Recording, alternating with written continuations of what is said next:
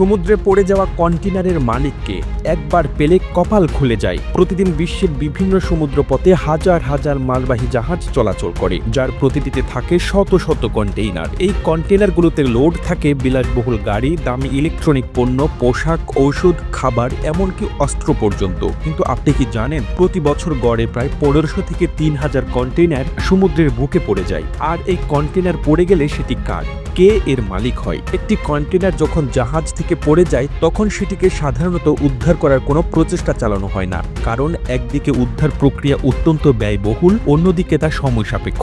একটি কন্টেইনার যদি 100 থেকে 200 কিলোমিটার দূরে গিয়ে ডুবে থাকে, তাহলে সেটিকে খুঁজে পেতে এবং তুলতে যে পরিমাণ বিশেষ প্রযুক্তি, সাবমেরিন বা ড্রাইভার লাগে, তা ওই কন্টেইনারের মধ্যকার পণ্যের দামের চেয়ে বেশি হয়ে দাঁড়ায়। তাই অধিকাংশ ক্ষেত্রে শিপিং কোম্পানিগুলো চুপচাপ কাগজে লিখে দেয় লস্ট অ্যাট দ্য সি, আর বীমা সংস্থা থেকে ক্ষতিপূরণ নিয়ে নেয়। তবে আশ্চর্যের ব্যাপার হলো, এই কন্টেইনারগুলো সবসময় পুরোপুরি ডুবে যায় না। অনেক কন্টেইনার অর্ধডুবন্ত অবস্থায় দীর্ঘ সময় ধরে সাগরে ভেসে থাকে, আর সেখান থেকে শুরু হয় এক অদ্ভুত দখল যুদ্ধ।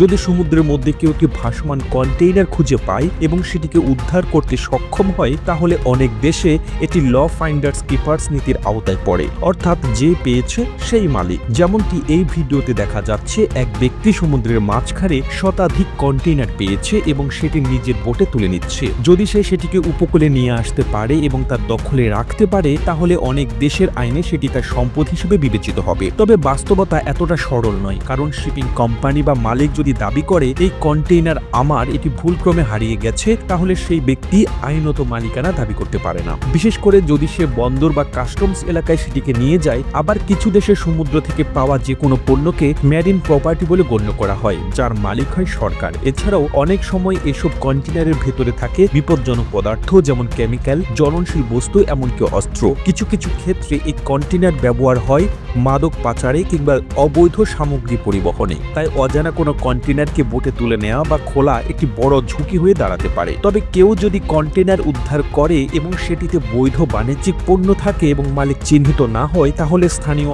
আইন অনুযায়ী নির্দিষ্ট সময় পর্যন্ত কোনো দাবিদার না আসলে এটি অ্যাবান্ডেড কার্গো হিসেবে গণ্য হয় এবং তখন উদ্ধারকারী তার মালিকানা পায়। এই কারণে বিশ্বের অনেক উপকূলবর্তী এলাকায় কিছু মানুষ প্রতিনিয়ত নজর রাখে সমুদ্র থেকে ভেসে আসা কন্টেইনারের খোঁজে। অনেকে একে ফ্লোটিং গোল্ড মাইন বলে, কারণ কখনো কখনো একটি কন্টেইনারে 50 লাখ থেকে 1 কোটি টাকার পণ্য থাকতে পারে, যা একবার হাতে এলে জীবনের ভাগ্যই বদলে যেতে পারে। সবশেষে বলা যায়, সমুদ্র শুধু মাছের ভান্ডার নয়, কারণ সেখানে লুকিয়ে থাকে অবাক করা সব দামি পণ্য, হারানো মাল এবং নিয়তির খেলা। একটি কন্টেইনার হারানো মানে কারোর জন্য ক্ষতি, তো আবার কারোর জন্য জীবনের সেরা উপহার। তাই সমুদ্রের মাঝে ভেসে থাকা একটি বক্স দেখে এখন আর অবহেলা করার সময় নেই, কারণ সেটিই হতে পারে আপনার লটারির টিকিট। প্রতিবেদনটি তৈরিতে তথ্য ও উপাত্তের সাহায্য নেওয়া হয়েছে দূরবীন ডেইলি নিউজ নামক ফেসবুক পেজ থেকে। আর এতক্ষণ আপনারা সঙ্গে ছিলেন বিশ্ব বাংলার। সেই সঙ্গে আপনি বাংলাদেশের কোন জেলা থেকে এই ভিডিওটি দেখছেন আমাদের কমেন্ট করে জানান। আমরা পরবর্তী ভিডিওতে আপনাকে ধন্যবাদ জানাতে ভুলব না।